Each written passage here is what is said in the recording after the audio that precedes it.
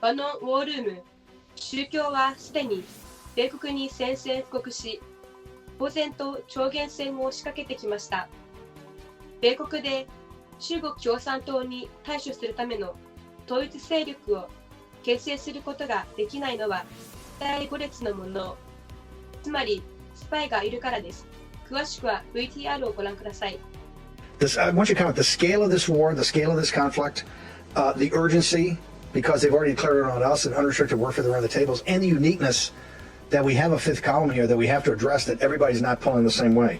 What are your thoughts about that kind of as a group, that this makes this very unique in American history, and we're certainly not prepared for it. I mean, the War Room Posse is now getting prepared for it, and they're the ones most sophisticated because we've been covering this for the last couple of years. But I talk, and quite frankly, one of the reasons I wasn't able to make it out, I've been in a series of meetings and other things, and I'm kind of shocked sometimes I actually talk to very smart people, and this is like, it's in the ether, but it's not part of how they think about the world right now and how dangerous a place it is.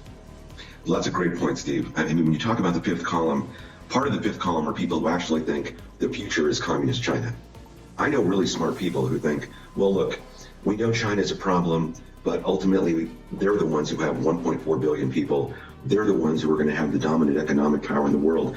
And so we have to position ourselves now to accommodate them somehow, or live with them somehow, and make sure we don't ever go to war, which in effect is kowtowing to them. You look at our oligarchs on Wall Street, that's what they believe. They believe that China is one, and now we have to transfer the wealth of the United States somehow over time to communist China. And so they're going to oppose any president or congressman or senator who wants to stand up for American national security, right? And so when you look at the Larry Finks of the world, or the Stephen Schwartzmans, or the Steve Mnuchin, who was in the Trump administration, they're not standing up for the American people. They're standing up for a globalist concept where the United States is one of many nations, and in very important respect, a secondary part of that nation.